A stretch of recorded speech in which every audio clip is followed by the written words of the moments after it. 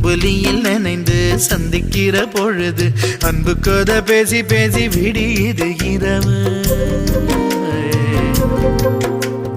ஏழு கடல் தாண்டித்தான் ஏழு மலை தாண்டித்தான் என் கருத்து மச்சான் கிட்ட ஓடி வரும் மனசு.